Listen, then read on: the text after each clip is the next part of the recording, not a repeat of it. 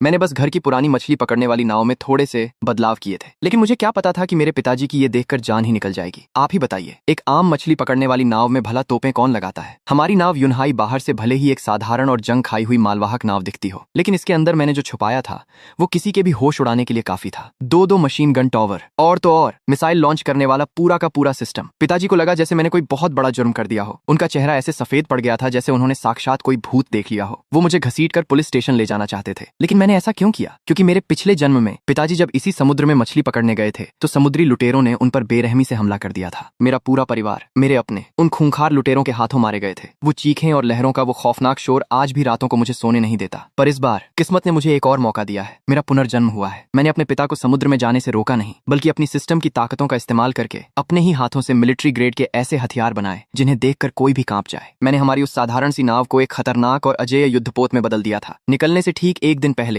मैं अपने बनाए हुए वो भारी भरकम हथियार सीधे बंदरगाह पर ले गया। मैंने पिताजी की आंखों में देखकर कहा, पिताजी, अब ये हथियार हमारे पास हैं। अब हमारी नाव को समंदर में किसी भी समुद्री लुटेरे से डरने की जरूरत नहीं है। ये देखिए, ये AK-630 डबल बैरल 30 मिलीमीटर की एंटी शिप गन है। लुटेरे अगर पास भी फटके तो ये उन्हें गाजर मूली की तरह काटकर समंदर में मिला देगी। और ये 65 टाइप का ग्रेनेड लॉन्चर, जो लुटेरे चालाकी से तैरकर हमारी नाव पर चढ़ने की कोशिश करेंगे, ये पलक झपकते ही उनके चिथड़े उड़ा देगा। और साथ में 14.58 मिलीमीटर की 2 भारी मशीन गन भी हैं। अदन की खाड़ी में जितने भी लुटेरे छिपे हैं, आने दो उन सबको, आज फैसला होकर रहेगा। पिताजी तो बस फटी आंखों से मुझे और उन हथियारों को देख रहे थे। उन्होंने कभी फौज में काम नहीं किया था, लेकिन जिंदगी भर समंदर की लहरों से लड़े थे, तो जंगी जहाजों को अच्छी तरह पहचानते थे। उन्हें देखते ही समझ आ गया कि ये कोई खिलौने नहीं, असली मिलिट्री हथियार हैं। पिताजी इतने घबरा गए कि पसीने से तरबतर हो गए और मुझे सच में पुलिस के पास ले जाने लगे। कहने लगे, तूने ये सब कहां से चुराया है? हम सब जेल जाएंगे। मैं उन्हें समझा ही रहा था कि ये मैंने खुद अपनी मेहनत से बनाए हैं। तभी मेरे बड़े चाचा वहां आ गए। वो हथियारों को देखकर जोर से हंसे। अरे, तुम ये फिल्मों वाले नकली प्रॉप्स कहां से उठा लाए? देखने में तो बिल्कुल असली लग रहे हैं। पिताजी ने चौंक कर पूछा, क्या ये सच में फिल्मों के प्रॉप्स हैं? चाचा ने तंज कसते हुए कहा,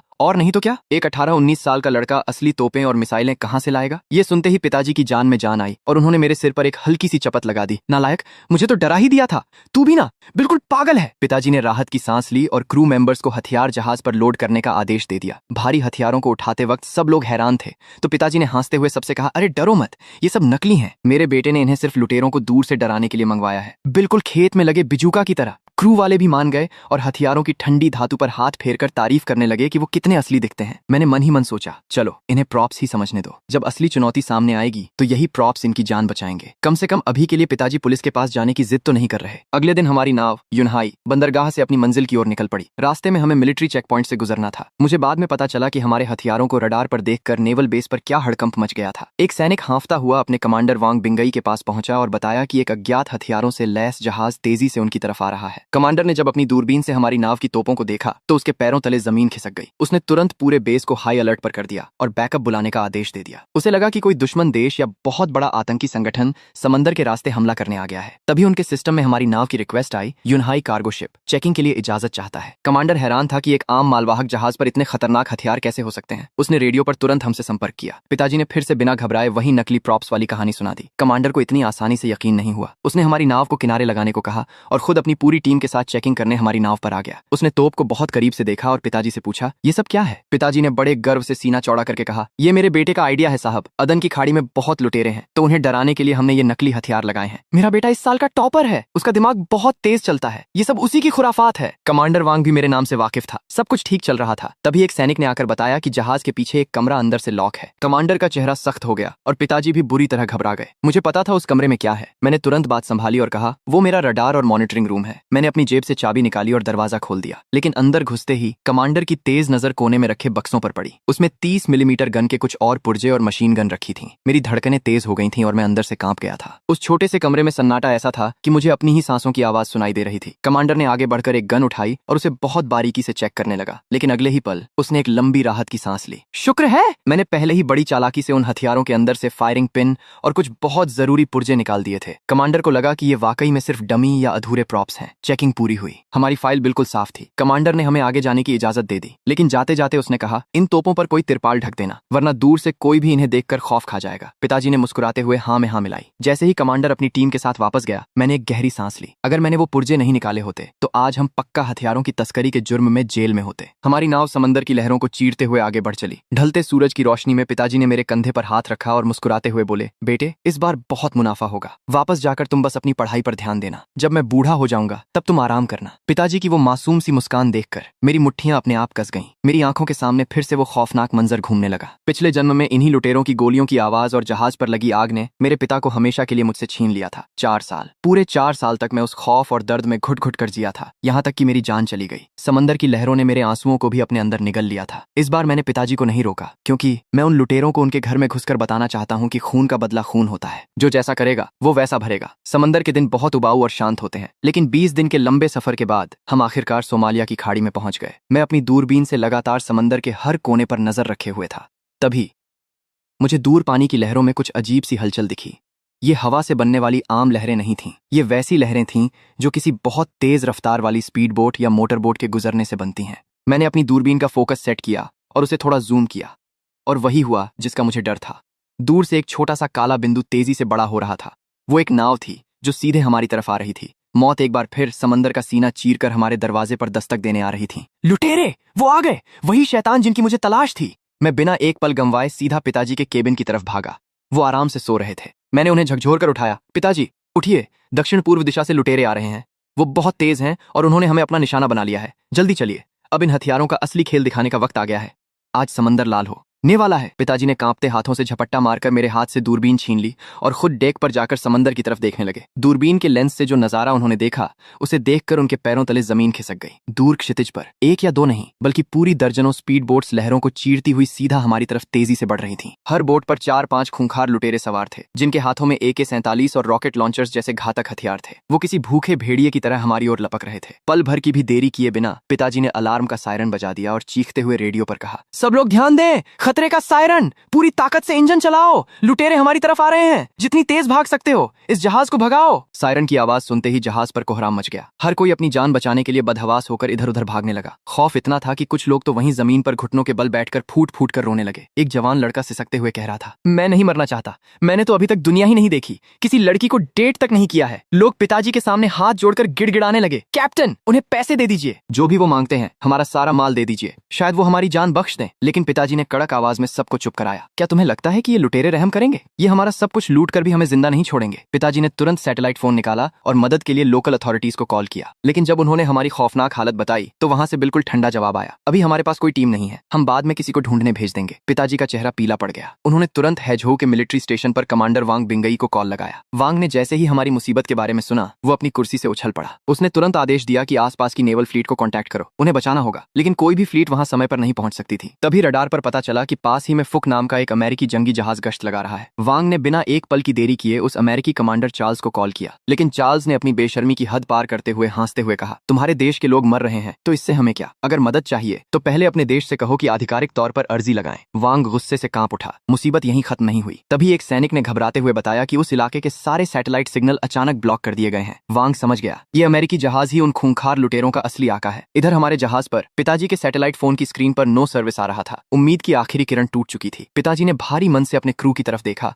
और एक गहरी सांस लेते हुए बोले, अब कोई मदद नहीं आएगी, हाथ पर हाथ रखकर घुट घुट कर मरने से अच्छा है हम लड़कर मरें, अपने बच्चों के लिए लड़ें। ये सुनकर एक बूढ़ा क्रू मेंबर लोहे का भारी पाइप उठाते हुए बोला, कैप्टन ने सही कहा, हम इन कुत्तों को ऐसे ही नहीं छोड़ेंगे, अगर मरे भी तो इनका एक टुकड़ा तो अपने साथ लेकर जाएंगे। पल भर में जहाज का नजारा बदल गया। जो लोग मौत के डर से रो रहे थे, उन्होंने लोहे की रॉड, बेसबॉल बैट और डंडे उठा लिए। मैं ये सब खामोशी से देख रहा था। जब पिताजी मुझे ढूंढने निकले तो मैं खुद उनके सामने आ गया। मैंने ऊंची और कड़क आवाज में कहा, घबराइए मत, हम इन लुटेरों को यहीं इसी समंदर में दफन कर सकते हैं। सब मुझे हैरानी से देखने लगे। मैंने पिताजी की आंखों में देखा और कहा, पिताजी, मैंने आपसे कहा था ना, वो हथियार नकली नहीं है, वो बिल्कुल असली हैं। मैंने दौड़कर वो बक्से खोले जो मैंने छुपा कर रखे थे। एक में से असली मशीन गन निकाली और दूसरे में से वो फायरिंग पिन और पुर्जे निकाले जो मैंने चेकिंग के डर से निकाल लिए थे। मैंने कुछ ही सेकंड में पूरी गन लोड कर दी और गन उठाते हुए कहा, मुझे आप सबकी जान की परवाह है, मैं कोई मजाक नहीं कर रहा। मेरी आंखों में वो विश्वास देखकर क्रू मेंबर्स के चेहरों पर चमक आ गई और जहाज पर लगे सारे भारी हथियार असली रूप में तैयार होने लगे। उधर समंदर में लुटेरे जीत के नशे में चूर होकर अपनी स्पीड बोट्स हमारी तरफ दौड़ा रहे थे। उनके एक आदमी ने दूरबीन से हमारे जहाज को देखा और घबराते हुए अपने बॉस हसन को बताया कि जहाज पर तोपें लगी हैं। हसन ने दूरबीन से देखा तो उसे हमारे क्रू के चेहरों पर डर और हाथों में डंडे नजर आए। हसन जोर से हंसा और सिगार पीते हुए बोला, ये बेवकूफ हमें डराने की कोशिश कर रहे हैं, ये सब नकली खिलौने हैं। देखो जरा, उनके हाथों में डंडे हैं, चलो इन बेवकूफों को दिखाते हैं कि असली बंदूकें आग कैसे उगलती हैं। लेकिन उन्हें नहीं पता था कि वो खुद मौत के खुले जबड़े में आ रहे हैं। मैंने क्रू को बंदूकें बांट दी और खुद दौड़कर हथियार कंट्रोल रूम में बैठ गया। मैंने रडार रडार पर उन सभी स्पीड बोट्स को लॉक कर लिया। सिस्टम थोड़ा पुराना था, इसलिए मुझे उनका बहुत करीब आने का इंतजार करना था ताकि निशाना न चूकें। जब वो लुटेरे सिर्फ 200 से 300 मीटर की दूरी पर थे, मैंने अपनी सांसें रोक ली और उल्टी गिनती शुरू की। 5, 4, 3, 2, 1 और मैंने लाल बटन पूरी ताकत से दबा दिया। कचा कचा कचा हमारे जहाज की वो 30 मिलीमीटर की भारी तोपें आग के गोले उगलने लगी। गोलियों की भयंकर बारिश ने समंदर का सीना चीर दिया। सबसे आगे चल रही स्पीड बोट्स पलक झपकते ही आग के विशाल गोलों में तब्दील हो गईं। धमाकों की गूंज से आसमान कांप उठा। सिर्फ कुछ ही सेकंड्स में लुटेरों की 20 से ज्यादा बोट्स के चिथड़े हवा में उड़ गए। जो लुटेरे खुद को समंदर का सिकंदर समझ रहे थे, उनकी दर्दनाक चीखें लहरों के शोर में दब गईं। जो बचे वो इतने खौफजदा थे कि उन्होंने तुरंत अपनी बोट्स मोड़ने की कोशिश की और अपनी जान की भीख मांगते हुए दुम दबाकर भागने लगे। हमारे जहाज पर एक पल के लिए सन्नाटा छा गया और फिर अचानक खुशी से चीखें गूंज उठीं। हम जीत गए, हम बच गए। हे भगवान, ये तोपें सच में असली हैं। जो लोग मरने का इंतजार कर रहे थे वो खुशी से फूट फूट कर रोने और एक दूसरे को गले लगाने लगे। उधर भागता हुआ एक लुटेरा रोते हुए कह रहा था, ये इंसान नहीं, शैतान है, मुझे अपनी माँ के पास जाना है। उनका बॉस हसन, जो किसी तरह बच गया था, उसने दर्द से तड़पते हुए अपने आका को कॉल किया। बॉस, हमें बहुत बड़ा धोखा मिला है। वो कोई आम जहाज नहीं, वो एक पूरा का पूरा जंगी जहाज है। हमारे 100 से ज्यादा आदमी मारे गए। उसका आका ये सुनते ही गुस्से से पागल हो गया। उसने तुरंत अमेरिकी फ्लीट के कमांडर चार्ल्स को कॉल किया। चार्ल्स ने जैसे ही सुना कि एक चीनी मालवाहक जहाज ने चालाकी से जंगी जहाज का रूप ले लिया है, उसने तुरंत अपने विशाल अमेरिकी जंगी जहाज को हमारी तरफ बढ़ने का आदेश दिया। ये अंतर्राष्ट्रीय कानूनों का सीधा उल्लंघन है। जाकर उस जहाज की फोटो खींचो और उसे समंदर में डुबा दो। इधर हमारे जहाज पर सब जश्न मना रहे थे, लेकिन मेरा दिमाग तेजी से दौड़ रहा था। मुझे याद आया कि ये पश्चिमी देश ही अपने फायदे के लिए इन लुटेरों को पालते हैं। ये ब्लॉक हुए सैटेलाइट सिग्नल, ये सब कोई इत्तेफाक नहीं, उनकी ही साजिश थी। मैंने तुरंत चिल्लाकर कहा, रुक जाओ, जल्दी से इन तोपों को खोल दो, इन्हें तिरपाल से छुपा दो। लोग हैरान थे, लेकिन तभी क्षितिज पर वो विशाल अमेरिकी जंगी जहाज नजर आने लगा। मेरी आंखों में एक चालाक चमक आ गई। मैंने पिताजी से कहा, जल्दी से रेडियो पर एक ओपन टेलीग्राम भेजो जो पूरी दुनिया सुन सके। कहो, अमेरिकी सेना का बहुत बहुत शुक्रिया, आपने सही वक्त पर आकर हमारी मदद की, इसके लिए हम आपके आभारी हैं। इस मैसेज को हर जगह ब्रॉडकास्ट कर दो। पिताजी और क्रू वाले मुझे पागलों की तरह देखने लगे। मदद? उन्होंने हमारी क्या मदद की? लुटेरों को तो हमने मारा है, मैंने मुस्कुराते हुए समझाया। पिताजी, वो लुटेरे इन्हीं के भेजे हुए थे। अब जब हम दुनिया में ये ऐलान कर देंगे कि अमेरिका ने ही हमारी जान बचाई है, तो ये हम पर हमला नहीं कर पाएंगे, वरना दुनिया के सामने इनका असली पर्दाफाश हो जाएगा। उधर अमेरिकी जहाज पर कमांडर चार्ल्स हमें डुबाने के सपने देख रहा था, लेकिन तभी उसे हेडक्वार्टर से कॉल आया। तुम्हें पागल कुत्ते ने काटा है क्या? तुमने उन चीनी लोगों को लुटेरों के जाल से क्यों बचाया? पूरी दुनिया में तुम्हारे नाम के शुक्रिया के मैसेज चल रहे हैं, तुम हमला नहीं कर सकते। उस विदेशी युद्धपोत के नियंत्रण कक्ष में कमांडर चार्ल्स गुस्से से उबल रहा था। उसे समझ नहीं आ रहा था कि उसकी चाल उल्टी कैसे पड़ गई। तभी उसके एक अधिकारी ने घबराते हुए उसे एक टेलीग्राम सौंपा। उस संदेश को पढ़ते ही चार्ल्स के पैरों तले जमीन खिसक गई। वह टेलीग्राम हमारी ओर से था, जिसमें लिखा था, हमारी मदद करने और समुद्री डाकुओं को खदेड़ने के लिए आपका धन्यवाद। आभार के रूप में हम आपको 10,000 की राशि दान कर रहे हैं, कृपया इसे स्वीकार करें। ये पढ़कर चार्ल्स ने गुस्से में मेज पर जोर से मुक्का मारा। वह चाहता था कि हम समुद्र में ही खत्म हो जाएं, लेकिन अब हमारा संदेश पूरी दुनिया में पहुंच चुका था और वह चाहकर भी कुछ नहीं कर सकता था। कुछ ही देर में स्थानीय तटरक्षक दल के जहाज भी वहां पहुंच गए, लेकिन उन्होंने हमारे मालवाहक जहाज की ओर आने के बजाय सीधे उस विदेशी युद्धपोत की ओर रुख किया। ऐसा लग रहा था कि उन्हें भी हमारा वह टेलीग्राम मिल चुका था और वे सचमुच मान बैठे थे कि इस विदेशी युद्धपोत ने ही हमारी जान बचाई है। अब चार्ल्स को स्थानीय अधिकारियों की झूठी तारीफें सुननी पड़ रही थीं, जिससे उसका खून और भी खौल रहा था। इधर हमारे जहाज पर मेरे दिमाग में अचानक मेरी प्रणाली की आवाज गूंजी। बधाई हो, आपने अपने नए हथियार का सफलतापूर्वक परीक्षण कर लिया है। 102 समुद्री डाकुओं को मार गिराया गया है। आपको S+ रेटिंग और 3000 अंक प्राप्त हुए हैं। मैंने अपनी प्रणाली के पैनल को देखा और एक पल के लिए सन्न रह गया। एक ही हमले में इतने सारे लोग मारे गए। अगर मैंने भविष्य में और भी नए हथियारों का इस्तेमाल किया तो न जाने क्या होगा। क्या मुझे हमेशा ऐसे ही खून बहाना पड़ेगा? मेरे शरीर में एक सिहरन दौड़ गई, लेकिन फिर मैंने खुद को समझाया। वे समुद्री डाकू बहुत क्रूर थे और उन्होंने अनगिनत निर्दोषों की जान ली थी। मैंने जो भी किया वो केवल न्याय था। मैंने राहत की सांस ली और सामने खड़े उस विशाल विदेशी युद्धपोत को देखा। मुझे ये स्वीकार करने में कोई हिचकिचाहट नहीं थी कि हमारे देश की तकनीक अभी भी इनसे काफी पीछे थी। काश मेरे पास भी ऐसी उन्नत तकनीक होती। मेरा यह विचार अभी खत्म भी नहीं हुआ था कि प्रणाली ने मुझे एक नया विकल्प दिया। आप इस प्रणाली का उपयोग करके किसी भी भौतिक वस्तु की तकनीक का विश्लेषण कर सकते हैं। बस आपको उस युद्धपोत पर कदम रखना होगा और अपने अंकों का उपयोग करना होगा। ये सुनते ही मेरी खुशी का कोई ठिकाना नहीं रहा। सामने खड़ा वह युद्धपोत उन्नत तकनीक का खजाना था और मुझे हर हाल में इस अवसर का लाभ उठाना था। मैंने उत्साह से अपने हाथ मले। वहीं दूसरी ओर विदेशी जहाज का मुख्य कमांडर अपनी हार पर तिलमिला रहा था। उसकी एक तीर से 3 शिकार करने की योजना पूरी तरह से विफल हो चुकी थी। वे अक्सर समुद्री डाकुओं का इस्तेमाल करके दूसरे देशों के जहाजों को लूटते थे और कोई उनका कुछ नहीं बिगाड़ पाता था। लेकिन आज उनका पासा उल्टा पड़ गया था। हमारे धन्यवाद वाले टेलीग्राम ने उनकी सारी योजना पर पानी फेर दिया था। अब अगर वे किसी और देश के जहाज को लूटने की कोशिश करते तो शायद वे डाकू उन पर ही हमला कर देते, क्योंकि उन्हें लगता कि अमेरिकियों ने ही उन्हें धोखा दिया है। उनकी कमाई का यह रास्ता अब हमेशा के लिए बंद हो गया था। समुद्र की लहरों को चीरते हुए विदेशी युद्धपोत और स्थानीय पुलिस के जहाज हमारे मालवाहक जहाज के करीब आ गए। जब हमारा जहाज सुरक्षित खड़ा हो गया तो हमारे देश के एक वरिष्ठ राजदूत तेजी से हमारे पास आए। उनकी आंखों में चिंता और राहत के आंसू थे। उन्होंने भारी आवाज में कहा कि अगर हमारी नौसेना की ताकत और अधिक होती तो हमें इस तरह के खतरे का सामना नहीं करना पड़ता। हम सभी उनकी भावनाओं को समझ रहे थे। हमें पता था कि दूरी बहुत अधिक होने के कारण हमारी सेना समय पर नहीं पहुंच सकती थी। राजदूत महोदय ने तुरंत ही स्थानीय पुलिस से संपर्क किया था, जो अपने आप में एक बड़ी बात थी। जब सब लोग एक दूसरे का हालचाल पूछ चुके तो मैं सीधे राजदूत महोदय के पास गया। मैंने उनसे कहा, आपके यहाँ आने के लिए बहुत बहुत धन्यवाद, लेकिन चूंकि इस विदेशी युद्धपोत ने हमारी जान बचाई है, इसलिए मैं चाहता हूँ कि आप हमें उनके जहाज पर ले चलें ताकि हम आमने सामने उनका धन्यवाद कर सकें। मेरी बात सुनकर राजदूत महोदय थोड़े हैरान हुए। उन्हें इस बात पर बिल्कुल भी यकीन नहीं था कि इन विदेशियों ने हमारी मदद की होगी, लेकिन स्थानीय पुलिस की मौजूदगी के कारण उन्होंने ज्यादा सवाल नहीं किए और हामी भर दी। राजदूत की मदद से मैं, मेरे पिता और कुछ अन्य लोग उस विशाल युद्धपोत पर चढ़ गए, लेकिन किसी को भी यह अंदाजा नहीं था कि मेरे दिमाग में क्या चल रहा है। जैसे ही मैंने उस युद्धपोत के डेक पर अपना कदम रखा, मेरी प्रणाली सक्रिय हो गई। बधाई हो, आपने सफलतापूर्वक युद्धपोत पर प्रवेश कर लिया है। राडार, टरबाइन इंजन और हथियार प्रणाली का विश्लेषण शुरू हो चुका है। मेरे चेहरे पर एक बड़ी सी मुस्कान आ गई, जिसे मैं चाहकर भी छिपा नहीं पा रहा था। जल्द ही हमारी मुलाकात कमांडर चार्ल्स से हुई। उसका चेहरा गुस्से से तमतमाया हुआ था और वह हमें ऐसे घूर रहा था मानो हम उसके सबसे बड़े दुश्मन हो। लेकिन मेरी प्रणाली का विश्लेषण अभी पूरा नहीं हुआ था, इसलिए मैं इतनी जल्दी वहां से नहीं जा सकता था। मैं तुरंत आगे बढ़ा और जोर से उसका हाथ पकड़ लिया। मैंने अत्यंत विनम्रता का नाटक करते हुए कहा, कमांडर महोदय, हम आपके बहुत आभारी हैं। आप सच में इस नीले ग्रह के असली रक्षक हैं। आपने बिना किसी स्वार्थ के हमारी जान बचाई है। इसके लिए मैं आपका तहे दिल से शुक्रिया अदा करता हूँ।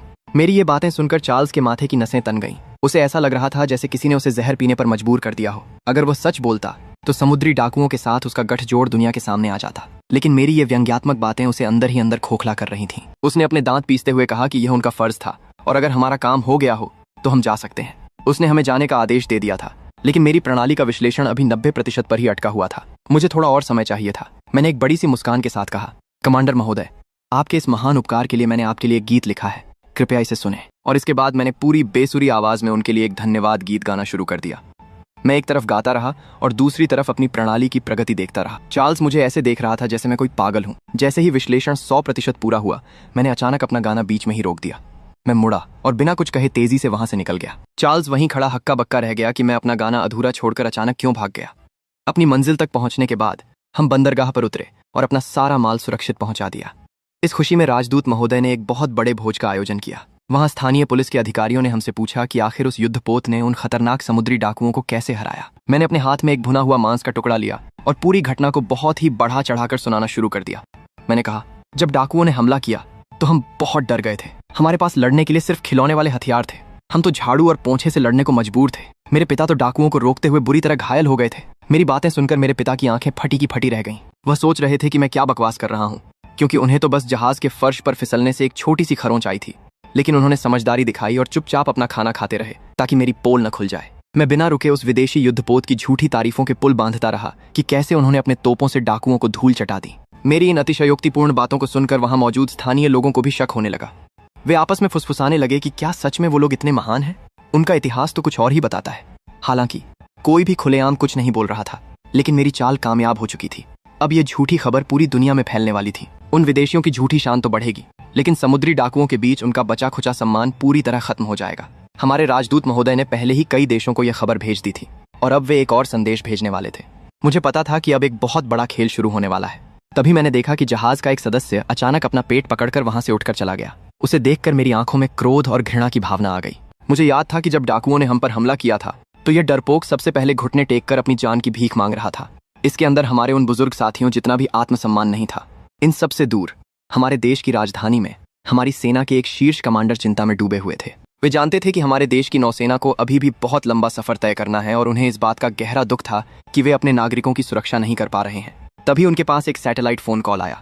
दूसरी तरफ हमारे राजदूत महोदय थे, जिनकी आवाज में गजब का उत्साह था। उन्होंने बताया कि हम सभी पूरी तरह से सुरक्षित मिल गए हैं। यह खबर सुनकर कमांडर की खुशी का कोई ठिकाना नहीं रहा।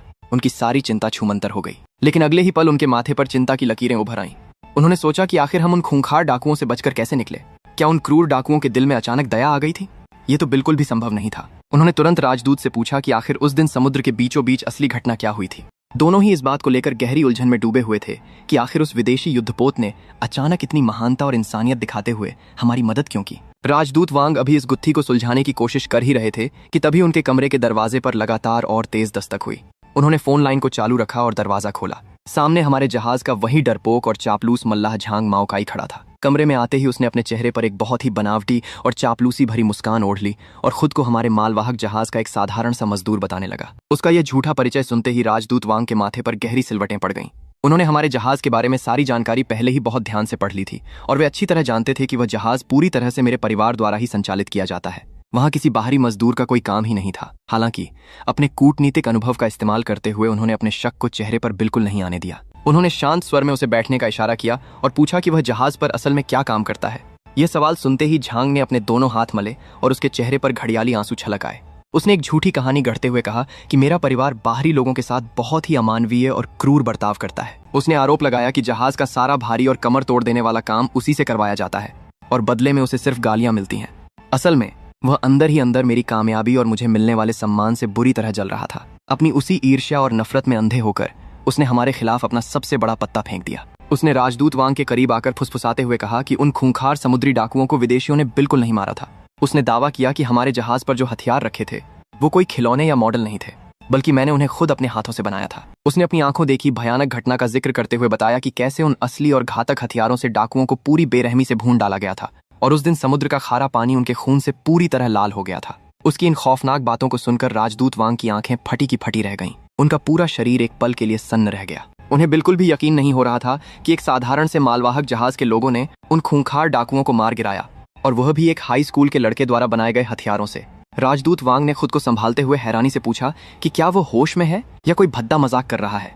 उन्हें लगा कि यह आदमी पागल हो गया है और जानबूझकर उन्हें बेवकूफ बनाने आया है। एक स्कूल जाने वाला लड़का इतने खतरनाक हथियार कैसे बना सकता है? लेकिन जब उन्होंने झांग की आंखों में एक अजीब सी विकृत चमक और बदला लेने का पागलपन देखा तो वे समझ गए कि वह झूठ नहीं बोल रहा है। झांग ने पूरी ढिठाई से सीना तान कर कहा कि उसने खुद मुझे वो हथियार बनाते और जोड़ते हुए सुना था। उसने यह भी कहा कि वह इस बात की गवाही देने के लिए भी पूरी तरह तैयार है, बशर्ते उसे इसका इनाम मिले। झांग की इस नीच हरकत, लालच और गद्दारी को देखकर राजदूत वांग को उस पर बहुत घिन आ रही थी, लेकिन अपने इतने सालों के कूटनीतिक तजुर्बे के कारण उन्होंने अपनी नफरत को एक बहुत ही सौम्य और झूठी मुस्कान के पीछे छिपा लिया। उन्होंने उसे भरोसा दिलाया कि उसकी इस अहम जानकारी के लिए उसे बहुत बड़ा इनाम दिया जाएगा, लेकिन साथ ही उन्होंने उसे बहुत ही सख्त हिदायत दी कि वो यह बात किसी और को बिल्कुल न बताए, वरना उसका सारा इनाम रद्द कर दिया जाएगा। मूर्ख झांग इनाम मिलने की बात सुनकर खुशी से फूला नहीं समा रहा था। वह कुछ और चापलूसी भरी बातें करके अपनी अहमियत जताना चाहता था, लेकिन राजदूत वांग ने बहुत ही चालाकी से उसे तुरंत कमरे से बाहर का रास्ता दिखा दिया। उसके जाते ही राजदूत वांग ने अपनी टेबल पर रखे उस फोन को उठाया जिस पर कमांडर वांग बिंगई अभी भी लाइन पर मौजूद थे। राजदूत ने उनसे पूछा कि अभी अभी जो कुछ भी उन्होंने सुना उस पर उनका क्या विचार है। फोन के दूसरी तरफ कमांडर वांग बिंगई अभी भी गहरे सदमे में थे। उन्हें याद आया कि जब उन्होंने हमारे जहाज का मुआयना किया था तो उन्हें वे सभी हथियार बिल्कुल असली और बेहद उन्नत लगे थे, लेकिन तब उन्होंने सोचा था कि शायद बच्चों ने कोई मजाक किया है या वे बहुत ही असली दिखने वाले खिलौने हैं। अब उनके दिमाग में पूरी तस्वीर साफ हो चुकी थी। उन्हें इस बात पर विश्वास ही नहीं हो रहा था कि मैंने न केवल एक साधारण से मालवाहक जहाज को रातों रात एक खतरनाक युद्धपोत में बदल दिया, बल्कि दुनिया की सबसे बड़ी ताकत माने जाने वाले उन विदेशियों को भी अपनी उंगलियों पर नचाया। विदेशियों ने हमारी मदद नहीं की थी, बल्कि मैंने उन्हें हमारी मदद करने पर मजबूर कर दिया था। कमांडर को मुझ पर एक अजीब सा गर्व महसूस हो रहा था। उन्होंने तुरंत स्थिति की गंभीरता और नजाकत को समझते हुए राजदूत वांग को आदेश दिया कि वे इस बात को पूरी तरह से गुप्त रखें। वे अच्छी तरह जानते थे कि जैसे ही विदेशियों को यह सच्चाई पता चलेगी कि उन्हें बेवकूफ बनाया गया है, वे अपने अपमान का बदला लेने के लिए हम पर घातक हमला कर सकते हैं। इसलिए उन्होंने तुरंत हमें सुरक्षित हमारे देश वापस लाने के लिए अपनी नौसेना के 2 सबसे तेज युद्धपोत भेजने का फैसला किया। फोन रखने से ठीक पहले उन्होंने बहुत ही ठंडे स्वर में कहा कि देश लौटते ही उस गद्दार झांग माओकाई को भी उसके किए की कड़ी सजा दी जाएगी। अगली ही सुबह उनके सख्त आदेशानुसार हमारे जहाज ने बिना कोई समय बर्बाद किए स्वदेश के लिए अपनी वापसी की यात्रा शुरू कर दी। इस खाली समय का पूरा सदुपयोग करते हुए मैंने अपनी प्रणाली द्वारा उस विदेशी युद्धपोत से निकाली गई तकनीक, डिजाइन और राडार प्रणालियों का बहुत ही गहराई से अध्ययन करना शुरू कर दिया। मैंने सारे दस्तावेज अपने लैपटॉप पर खोल लिए थे। मैं केवल अपनी इस कृत्रिम प्रणाली पर निर्भर रहकर अपाहिज नहीं बनना चाहता था। मैं खुद भी उन जटिल तकनीकी बारीकियों को समझना और सीखना चाहता था ताकि भविष्य में मैं खुद अपनी काबिलियत साबित कर सकूं। सफर के बीच रास्ते में ही हमारी मुलाकात कमांडर वांग बिंगई और उनके लड़ाकू युद्धपोतों से हुई, जो हमारी सुरक्षा के लिए ही भेजे गए थे। हमारे जहाज पर आते ही उन्होंने सभी से बहुत ही बारीकी से पूछताछ करके सच्चाई की पूरी तरह से पुष्टि की। जब उन्होंने डेक पर रखे मेरे बनाए उन भारी हथियारों और तोपों को अपनी आंखों से देखा तो उनके चेहरे पर एक बड़ी सी मुस्कान आ गई। उन्होंने बहुत ही स्नेह से मेरी पीठ थपथपाते हुए मुझे एक अद्भुत और प्रतिभाशाली युवा कहा। उन्होंने मजाकिया लहजे में हंसते हुए कहा कि मैंने तो उन्हें भी पूरी तरह से चकमा दे दिया था। मैंने थोड़ी झिझक और शर्मिंदगी का नाटक करते हुए उनसे माफी मांगी और कहा कि मैंने उन्हें बिना वजह इतनी परेशानी में डाल दिया। लेकिन उन्होंने मुझे बीच में ही रोकते हुए बहुत ही गंभीरता से कहा कि हम सभी की जान सुरक्षित है, यही सबसे ज्यादा मायने रखता है। उन्होंने मुझे आश्वस्त किया कि मुझे कोई सजा नहीं मिलेगी, बस वे एहतियात के तौर पर मेरे बनाए उन सभी हथियारों को अपने साथ ले जाएंगे। यह सुनकर मेरे पिता ने राहत की एक बहुत बड़ी सांस ली और तुरंत अपने आदमियों को बुलाकर उन सभी हथियारों को उनके युद्धपोत पर लदवा दिया। कुछ और दिनों की लंबी और थका देने वाली यात्रा के बाद हमारा मालवाहक जहाज आखिरकार सुरक्षित हमारे अपने वतन के बंदरगाह पर पहुंच ही गया। अपनी मातृभूमि की जमीन पर कदम रखते ही हम सभी के दिलों से एक बहुत बड़ा बोझ उतर गया। इस आज़ादी और खुशी के जश्न में मेरे पिता ने उसी शाम समुद्र के किनारे एक बहुत ही शानदार दावत का आयोजन किया। वहां 10 बड़ी बड़ी मेजें लगाई गई थीं, जिन पर लजीज खाना परोसा गया था। उस गद्दार झांग को छोड़कर जहाज के सभी लोग वहां मौजूद थे। हम सब हंस बोल रहे थे, खा पी रहे थे और उस खौफनाक रात को भूलने की कोशिश कर रहे थे। तभी अचानक वहां जूतों की भारी आवाजें आने लगीं। पूरी तरह से सशस्त्र सैनिकों की एक टुकड़ी वहां आ पहुंची। उनके आते ही वहां श्मशान जैसा सन्नाटा छा गया। उस सैन्य टुकड़ी के कमांडर ने चारों ओर अपनी तेज नजरें घुमाई और फिर सीधे मेरी ओर मुड़कर एक कड़क और बहुत ही सम्मानजनक सलाम ठोका। उसने पूरे आदर के साथ कहा कि वह स्थानीय नौसेना बेस से आया है और उसके वरिष्ठ अधिकारी तुरंत मुझसे मिलना चाहते हैं। उस अधिकारी के चेहरे पर एक बहुत ही सख्त, भावहीन और गंभीर भाव था, जिसे पढ़ पाना मुश्किल था। ये देखकर मेरे परिवार वालों के दिलों की धड़कनें बहुत तेज हो गईं। उनके चेहरे का रंग उड़ गया। वे डर गए कि विदेश से इतनी मुश्किल से बचकर आने के बाद अब शायद मुझे अवैध हथियार बनाने के जुर्म में गिरफ्तार किया जा रहा है और मुझे फांसी दे दी जाएगी। बिना एक पल की भी देरी किए मेरे पिता तुरंत अपनी कुर्सी से उठे और मुझे पीछे करते हुए मेरे सामने आकर खड़े हो गए। उन्होंने बहुत ही दृढ़ता और गुस्से से उस सैन्य अधिकारी से कहा कि अगर कोई कानून टूटा है तो उसकी पूरी सजा उन्हें मिलनी चाहिए, क्योंकि जहाज के मालिक वे हैं, न कि मैं। मेरे परिवार के बाकी लोग और यहाँ तक कि जहाज का पूरा क्रू भी मेरे बचाव में उतर आया और जोर जोर से चिल्लाने लगा कि मैंने कोई अपराध नहीं किया है, मैंने तो बस उन खूंखार डाकुओं से सबकी जान बचाई है। इतने सारे लोगों को एक साथ अपने खिलाफ विरोध करते देख वह सैन्य अधिकारी पूरी तरह से घबरा गया। उसने अपनी पूरी जिंदगी में कभी नहीं सोचा था कि एक साधारण सा बुलावा इतना बड़ा बखेड़ा और विद्रोह खड़ा कर देगा। उसने तुरंत अपने दोनों हाथ हवा में उठाते हुए सबको शांत करने की बहुत कोशिश की और अपनी सफाई देते हुए कहा कि उन सभी को कोई बहुत बड़ी गलतफहमी हुई है। उसने जोर देकर बताया कि वे मुझे गिरफ्तार करने नहीं आए हैं और न ही कोई सजा मिलने वाली है, बल्कि उनके वरिष्ठ अधिकारी सिर्फ मुझसे कुछ बहुत ही जरूरी सैन्य मामलों पर बात करना चाहते हैं। लेकिन फिर भी मेरे परिवार वालों के चेहरों पर से खौफ और मौत का डर साफ नहीं हो रहा था। उन्हें पता था कि बिना सरकार की अनुमति के भारी हथियार बनाना कोई छोटी बात नहीं थी। तब मैंने एक बहुत ही गहरी सांस ली और अपने पिता को किनारे करते हुए भीड़ को चीर कर आगे आया। मैंने मुस्कुराते हुए अपने परिवार वालों की तरफ देखा और उन्हें तसल्ली देते हुए कहा कि वे बिल्कुल भी चिंता न करें, सब कुछ एकदम ठीक हो जाएगा। मैंने उन्हें आश्वस्त किया कि मैं कोई मुजरिम नहीं हूँ और सेना मुझे कोई नुकसान नहीं पहुंचाने वाली है। मेरे समझाने के बाद उन सबकी जान में जान आई और उनका डर कुछ कम हुआ। मैंने अपने पिता को एक आश्वस्त करने वाली नजरों से देखा और फिर उस सैन्य अधिकारी के साथ वहां से निकल गया। जब मैं कमांडर वांग बिंगई के कार्यालय पहुंचा तो मैंने देखा कि एक बुजुर्ग सैन्य अधिकारी उन्हें बुरी तरह से डांट रहे थे। उन बुजुर्ग अधिकारी की सफेद वर्दी पर कई मेडल लगे थे और वो गुस्से में कमांडर वांग को ऐसे सुना रहे थे जैसे कोई अपने पोते को डांटता है। मुझे अंदर आते देख उन बुजुर्ग ने अपनी डांट रोक दी और अपनी तेज नजरों से मुझे ऊपर से नीचे तक घूरने लगे। उन्होंने अपनी आंखें थोड़ी सिकोड़ी और एक हल्की सी मुस्कान के साथ कहा कि मैं काफी दिलचस्प लड़का हूं। उन्होंने अपना परिचय यांग झेनशान के रूप में दिया और सीधे मुद्दे पर आते हुए पूछा, तुम आखिर सोच क्या रहे थे? एक साधारण मालवाहक जहाज को युद्धपोत में बदलने की तुम्हारी हिम्मत कैसे हुई? क्या तुम्हें अंदाजा भी है कि तुम्हारी इस हरकत के लिए तुम्हारे पूरे परिवार को जेल की हवा खानी पड़ सकती है? हालांकि वो मुस्कुरा रहे थे, लेकिन उनकी बातों से मेरे रोंगटे खड़े हो गए। मैंने अपनी घबराहट को छिपाते हुए पलकें झपकाईं और जवाब दिया, महोदय, आप इस बात को मुझसे बेहतर जानते हैं कि आजकल समुद्र में डाकुओं का आतंक कितना बढ़ गया है। हाल ही में एक विदेशी जहाज पर भी हमला हुआ था और ये तो वो खबर है जो दुनिया के सामने आ गई। न जाने ऐसी कितनी घटनाएं होती होंगी जिनका किसी को पता भी नहीं चलता। अगर मैंने अपने जहाज को युद्धपोत में नहीं बदला होता तो मेरा पूरा परिवार उन डाकुओं के हाथों मारा जाता। हमने जो भी किया बस अपनी जान बचाने के लिए किया। मेरी बात सुनकर यांग झेनशान ने एक ठंडी सांस ली और हंसते हुए कहा, तुम्हारे अंदर हिम्मत तो बहुत है लड़के, और तुम्हारी किस्मत भी अच्छी है कि तुम्हारा यह दांव एकदम सही साबित हुआ। अगर तुमने वो हथियार नहीं लगाए होते तो आज तुम यहाँ मेरे सामने जिंदा नहीं खड़े होते। मुझे इस बात की खुशी है कि तुम सब सुरक्षित लौट आए, लेकिन मैंने सुना है कि तुमने वो पूरा हथियारों का सिस्टम अकेले अपने हाथों से बनाया है और उसमें सिर्फ कुछ 1000 रुपये ही खर्च हुए हैं। कहीं तुम अपने परिवार वालों को बचाने के लिए ये सब झूठ तो नहीं बोल रहे हो? मैंने तुरंत अपना पक्ष रखते हुए कहा, महोदय, उन हथियारों से मेरे परिवार का कोई लेना देना नहीं है। हमला होने से पहले तक तो उन्हें भी यही लग रहा था कि वो सिर्फ दिखावे के मॉडल हैं। वो तोपें भले ही दिखने में बहुत खतरनाक थीं, लेकिन असल में उनकी मारक क्षमता और सटीकता बहुत खराब थी। मेरे पास इतने पैसे नहीं थे कि मैं उनमें इंफ्रारेड सेंसर या उन्नत राडार सिस्टम लगा सकूं। यांग झेनशान ने शांति से सिर हिलाया, लेकिन अंदर ही अंदर वो बेहद हैरान थे। उन्हें पहले लग रहा था कि कमांडर वांग बिंगई बातों को बढ़ा चढ़ाकर बता रहे हैं, लेकिन अब उन्हें यकीन हो गया था कि मेरे अंदर सचमुच एक अद्भुत प्रतिभा है। एक लड़का जिसने अपने हाथों से जहाज की तोपें बना दी। उसे देखकर वो बहुत प्रभावित हुए कुछ देर गहरी सोच में डूबने के बाद उन्होंने मुस्कुराते हुए मुझे एक बहुत बड़ा प्रस्ताव दिया। उन्होंने कहा, लड़के, क्या तुम हमारी सेना में शामिल होना चाहोगे? तुमने समुद्र में जो कमाल दिखाया है, और अगर मैं अपनी तरफ से तुम्हारी सिफारिश कर दूं तो तुम सीधे नौसेना में आ सकते हो सकता है तुम्हें सीधा एक बड़ा अधिकारी भी बना दिया जाए। लेकिन मैंने बिना कोई विचार किए अपना सिर ना में हिला दिया। मेरी इस त्वरित प्रतिक्रिया पर यांग झेनशान एक पल के लिए चौंके और फिर बोले, तो क्या तुम नौसेना के रिसर्च संस्थान में काम करना चाहते हो? ये भी ठीक है, मैं तुम्हें वहां एक बिल्कुल अलग प्रयोगशाला दिलवा दूंगा और तुम्हारे रिसर्च के लिए पैसों की भी कोई कमी नहीं होगी। मैंने फिर से इनकार में सिर हिला दिया, जिससे उनके माथे पर उलझन की लकीरें उभर आईं। उन्होंने गंभीरता से पूछा, तो क्या तुम अपनी तकनीक से पैसा कमाना चाहते हो?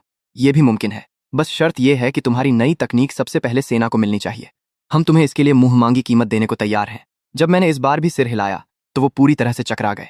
न मुझे सत्ता चाहिए, न नाम और न ही पैसा, तो आखिर इस लड़के को चाहिए क्या? तभी मैंने अपनी चुप्पी तोड़ी और कहा, महोदय, मैं अपनी आगे की पढ़ाई पूरी करने के लिए कॉलेज जाना चाहता हूँ।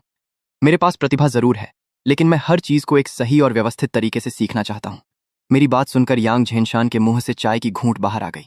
उन्हें अपने कानों पर यकीन नहीं हो रहा था। एक लड़का जो हाई स्कूल पास है और खुद हथियारों और जहाज की डिजाइनिंग कर सकता है, उसे कॉलेज जाने की क्या जरूरत है? वहां के प्रोफेसर भी शायद उसे कुछ नया न सिखा सकें। उनके हिसाब से यह महज समय की बर्बादी थी, लेकिन मेरी आंखों में दृढ़ निश्चय देखकर उन्होंने मेरी बात मान ली। उन्होंने पूछा, ठीक है, अगर तुम्हें कॉलेज ही जाना है तो क्या लॉन्के विश्वविद्यालय तुम्हारे लिए सही रहेगा? यह नाम सुनते ही मैं खुशी से उछल पड़ा।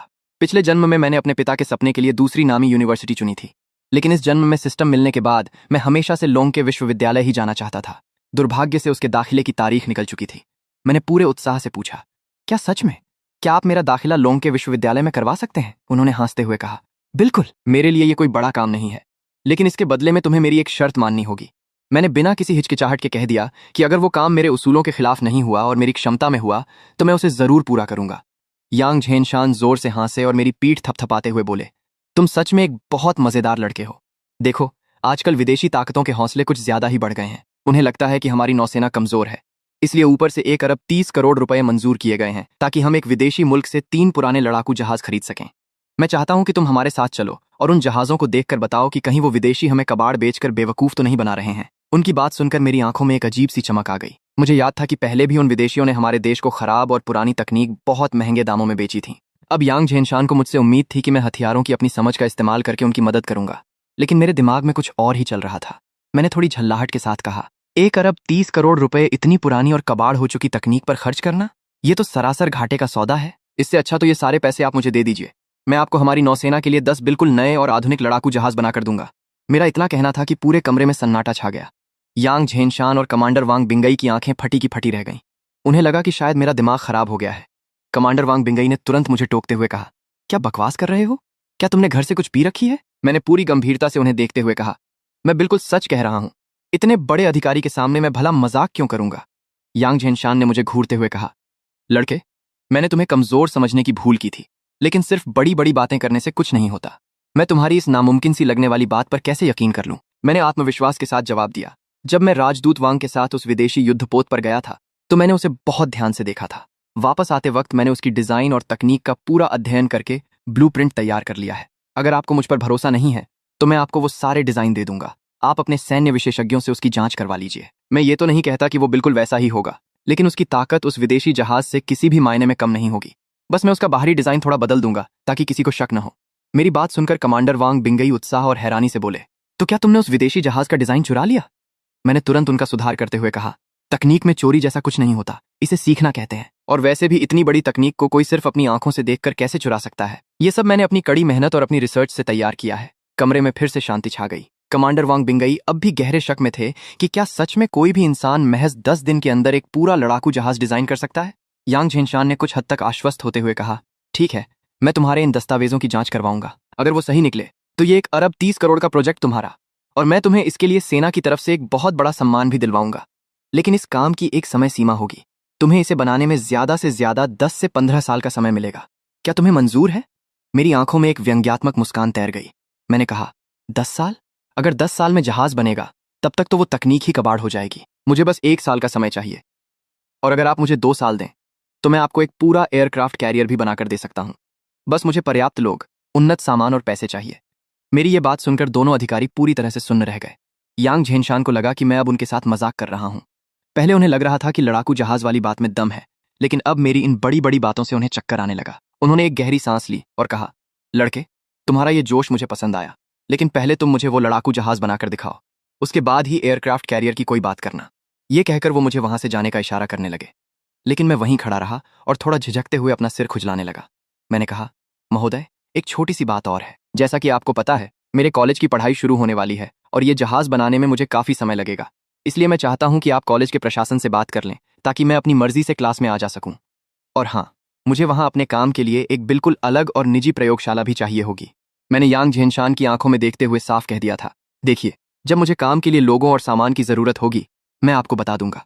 मैंने एक ही सांस में अपनी सारी मांगें उनके सामने रख दी। सच कहूं तो मेरे तेवर देखकर वो भी समझ गए थे कि ये लड़का कुछ बड़ा करने वाला है, इसलिए यांग झेनशान भी बिना किसी बहस के तुरंत मान गए। उन्होंने मेरी तरफ उंगली उठाते हुए कहा, देखो लड़के, तुम्हारी सब शर्तें मंजूर हैं, तुम्हें जो चाहिए बेझिझक मांगना, लेकिन तुम याद रखना, मुझे सिर्फ रिजल्ट चाहिए, कोई बहाना नहीं। बीच में कोई नाटक करके या आधा अधूरा काम छोड़कर भागने की कोशिश मत करना। वहीं पास खड़े वांग बिंगई मुझे बेबसी और थोड़ी भावुकता भरी नजरों से देख रहे थे। उन्होंने एक लंबी आह भरी, मेरे कंधे पर हाथ रखा और बोले, लड़के, जी जान लगा देना। अगर तुमने सच में वो 10 फ्रिगेट बना दिए ना, तो तुम हमारे ड्रैगन देश की नौसेना के नए भगवान कहलाओगे। आने वाले समय में इतिहास की किताबें तुम्हारा ही नाम लेंगी और तुम नए फ्रिगेट्स के पिता कहलाओगे। खैर, कुछ दिन बीते और लॉन्ग के यूनिवर्सिटी के खुलने का दिन आ गया। इधर यांग झेनशान ने मेरे वो ब्लूप्रिंट्स पास कर दिए थे। शायद ऊपर बैठे बड़े अधिकारियों को भी मेरे डिजाइन की अहमियत समझ आ गई थी। यांग झेनशान ने तो दिल बड़ा करते हुए मुझे यूनिवर्सिटी के पास ही अपनी एक अलग इंडिपेंडेंट रिसर्च लैब दे दी। सामान और मशीनें आना अभी बाकी था, लेकिन मुझे ये आज़ादी बहुत पसंद आई। वैसे मैं अपने पिछले जन्म में भी यूनिवर्सिटी गया था, लेकिन भाई, ये लॉन्ग के यूनिवर्सिटी एकदम अलग दुनिया थी। यहाँ सब कुछ मिलिट्री स्टाइल में एकदम सख्त अनुशासन के साथ चलता था। मैं क्लास में अपनी सीट पर बैठा ही था कि तभी चश्मा पहने एक कड़क सा अधेड़ उम्र का आदमी क्लास में घुसा। वो सीधा स्टेज पर गया, जोर से मेज थपथपाई और हम सबको घूरते हुए बोला, मेरा नाम ली शेनक सिंह है और मैं तुम्हारा मिलिट्री साइंस का प्रोफेसर हूँ। उसने साफ कह दिया कि हाई स्कूल में हम चाहे जितने बड़े 30 मार खा रहे हों, यहाँ हम बस आम छात्र हैं, उससे ज्यादा कुछ नहीं। फिर उसने एक खतरनाक नियम सुनाया, अगर मेन सब्जेक्ट में 80 से कम नंबर आए तो रिकॉर्ड खराब होगा, और 4 बार ऐसा हुआ तो सीधा यूनिवर्सिटी से बाहर। याद रखना, लोंके को नाकारा लोग नहीं चाहिए। ये सुनते ही पूरी क्लास की सिट्टी पिट्टी गुम हो गई। मेरे आसपास बैठे सारे टॉपर्स पसीने पसीने हो रहे थे। किसी ने यहाँ आने से पहले इस नियम के बारे में नहीं सुना था। फिर प्रोफेसर ली ने सबको अपना अपना इंट्रोडक्शन और पहले सेमेस्टर का प्लान बताने को कहा। उनके कड़क रवैये से सब डरे हुए थे, लेकिन एक एक करके सब स्टेज पर गए और देश का नाम रोशन करने जैसी बड़ी बड़ी बातें करने लगे। प्रोफेसर ली भी कहाँ कम थे, वो एक एक करके सबकी क्लास लगाते जा रहे थे। तकनीक ख्याली पुलाव नहीं है, बिना मेहनत के आदर्श सिर्फ खोखली बातें हैं। ये सब तो कीबोर्ड पर टाइप करने वाले मूर्ख भी बोल लेते हैं। उनके इन जहरीले शब्दों ने सबकी बोलती बंद कर दी थी। जल्द ही मेरी बारी आ गई। मैंने एक गहरी सांस ली, अपना कोट ठीक किया और पूरे कॉन्फिडेंस के साथ स्टेज पर गया। मैंने शांत आवाज में कहा, मेरा नाम लिन जिंगलान है। मेरे पहले सेमेस्टर का प्लान बस एक फुक्के फ्रिगेट बनाना है, और जहां तक मेरे आदर्श की बात है तो मेरा लक्ष्य उस फुक्के फ्रिगेट से भी बेहतर कुछ बनाना है। मेरी ये बात सुनते ही प्रोफेसर ली ने तुरंत नजरें उठाईं। उन्होंने पूछा कि क्या मुझे अपनी बातों का मतलब भी पता है। मैंने भी बेपरवाही से कह दिया, हाँ बिल्कुल पता है। मेरी इस बेपरवाही पर उन्हें गुस्सा तो बहुत आया, लेकिन जब उन्होंने मेरा रिकॉर्ड देखा जिसमें मुझे मिलिट्री की तरफ से स्पेशल एंट्री मिली थी, तो वो हैरान रह गए। उन्होंने बस इतना कहा, लिन जिंगलान, तुमने सफलतापूर्वक मुझे अपना नाम याद दिला दिया है। मैं तो भाई फुल स्वैग में स्टेज से नीचे उतरा। सोच रहा था आज तो मैंने सच में भौकाल मचा दिया। क्लास के बाद मैं हॉस्टल आया। अभी रूममेट्स आए नहीं थे। मैंने तुरंत कागज कलम निकाला। क्लास में मैंने जो फुक्के फ्रिगेट से बेहतर बनाने की बात कही थी, वो हवा हवाई नहीं थी। मेरे दिमाग में उसका पूरा प्लान चल रहा था। मुझे उसके वेपन सिस्टम को अपग्रेड करना था, जो इतना आसान नहीं था। मैं टेबल लैंप की रोशनी में बैठकर सोच ही रहा था कि अचानक मेरी आंखों के सामने एक नीली डिजिटल स्क्रीन चमक उठी और दिमाग में सिस्टम की आवाज गूंजी, weapon structure blueprint detected, self testing शुरू हो रही है। ये सुनकर मेरी तो खुशी का ठिकाना नहीं रहा। मुझे नहीं पता था कि मेरे सिस्टम में ये एडवांस फीचर भी है। अब तो मेरा काम एकदम आसान हो गया था। सिस्टम की मदद से मैंने टॉर्पीडो, तोपें, एंटी एयरक्राफ्ट गन और मिसाइल लॉन्चर जैसे हर हिस्से का धांसू अपग्रेड तैयार कर लिया। मैं तेजी से कागज पर ब्लूप्रिंट बना रहा था। पता ही नहीं चला कितना टाइम बीत गया। मैं काम खत्म करने ही वाला था कि अचानक किसी ने मेरे कंधे पर हाथ रखा। मैंने चिढ़ते हुए पूछा, क्या है भाई? मुझे काम के बीच में डिस्टर्बेंस बिल्कुल पसंद नहीं है। लेकिन जैसे ही मैंने सिर उठाया, सामने प्रोफेसर ली खड़े थे। मैंने घबरा कर पूछा, प्रोफेसर ली, आप यहाँ कैसे? उन्होंने गुस्से में कहा कि मुझे टाइम का होश भी है या नहीं, और मैं रात की क्लास में भी नहीं गया। मैंने सिर खुजाते हुए माफी मांगी और कहा, अच्छा हुआ आप आ गए। मैंने फ्रिगेट के हथियारों के अपग्रेड का ब्लूप्रिंट लगभग तैयार कर लिया है। जरा देखकर बताइए, इसमें कुछ और जोड़ना है क्या? ये सुनकर प्रोफेसर ली ने त्योरियां चढ़ा ली। उन्हें लगा मैं क्लास से भागने का बहाना बना रहा हूं। भला एक दोपहर में कोई हथियारों का ब्लूप्रिंट कैसे बना सकता है? वो मुझे डांटने ही वाले थे, लेकिन जैसे ही उन्होंने कागज पर लिखे वो फॉर्मूले, डेटा और डिजाइन देखे, उनके हाथ हल्के हल्के कांपने लगे। उन्होंने अपना चश्मा ठीक किया और आंखें फाड़कर उसे देखने लगे। एरोडायनामिक्स का हिस्सा इतना सटीक था कि कुछ चीजें तो खुद उनके सिर के ऊपर से जा रही थीं। बहुत देर तक घूरने के बाद हैरानी से पूछा, तुमने ये थ्योरी, डेटा और मैकेनिक्स के फॉर्मूले कैसे निकाले? ये सब कैलकुलेट कैसे किया? उन्हें यकीन ही नहीं हो रहा था। फिर उन्होंने मुझसे पूछा, तुमने सुबह जो युद्धपोत बनाने की बात कही थी, क्या वो सच थी? मैंने पूरी दृढ़ता से सिर हिलाकर हाँ कहा। मेरी आंखों का कॉन्फिडेंस देखकर उनकी सांसें तेज हो गईं। वो उम्मीद भरी नजरों से मेरी ओर देखकर बोले, शायद इस काम में मैं तुम्हारी मदद कर सकता हूं। मैंने भी तुरंत मुस्कुराकर कह दिया, फिर तो आपका बहुत बहुत शुक्रिया प्रोफेसर ली। बस इसके बाद तो मेरी लाइफ सेट हो गई। जैसे जैसे रिसर्च लैब में सामान और मशीनें आने लगीं, मेरा क्लासेस जाना कम हो गया। मैं दिन रात बस अपनी लैब में ही लगा रहता। पैसा, लोग, मशीनें, सब कुछ था मेरे पास। काम इतनी तेजी से हुआ कि पूछो मत। सिर्फ 2 महीने बाद मैंने अपने सामने उस अपग्रेडेड फुक्के फ्रिगेट को देखा। उसे देखकर मुझे जो सुकून मिला ना, बता नहीं सकता। सही मायनों में अब इसका नाम ड्रैगन फ्रिगेट होना चाहिए था। फाइनली उस ड्रैगन फ्रिगेट को पानी में उतारने और टेस्ट करने का दिन आ गया। यांग झेनशान खुद अपनी टीम लेकर आए। और तो और दूर हाइझोउ से वांग बिंगई भी पहुंच गए। उस विशाल और शानदार युद्धपोत को देखकर वहां खड़े हर इंसान की आंखें फटी रह गई थीं। मैं उन सबको शिप पर ले गया और सीना तानकर एक्सप्लेन करने लगा, ये देखिए, ये हमारा नेवल गन फायरिंग एरिया है और वो वहां हेलीकॉप्टर पैड है। ये फ्रिगेट पुराने वाले से 30% ज्यादा पावरफुल है, खासकर इसका वेपन सिस्टम। चलिए आपको एक लाइव डेमो दिखाता हूं। मैंने कमांड दी और कंट्रोल रूम में सिस्टम की आवाज गूंजी, missile check complete. Launching missile. आवाज खत्म होते ही नीली रोशनी की एक भयानक लपट उठी। मिसाइल के थ्रस्टर्स की वो गड़गड़ाहट और हवा को चीरने की आवाज ने सबके रोंगटे खड़े कर दिए। पलक झपकते ही मिसाइल लॉन्च पैड से निकलकर चीते की रफ्तार से आगे बढ़ गई। उसकी वो रफ्तार और पावर देखकर वहां मौजूद हर कोई सहम गया था। वांग बिंगई और यांग झेनशान तो खुशी से पागल हो रहे थे। कुछ ही सेकंड्स में मिसाइल सीधा अपने टारगेट यानी उस डमी शिप पर जा गिरी। एक जोरदार धमाका हुआ, आंखों को चौंधिया देने वाली रोशनी उठी और धुएं का एक विशाल गुबार आसमान में छा गया। उस धमाके की शॉकवेव इतनी तेज थी कि हमारे चेहरे पर भी उसकी गर्मी महसूस हुई। उस टारगेट शिप के तो परखच्चे उड़ चुके थे। ये नजारा देखकर वहां खड़े हर इंसान की बोलती बंद थी।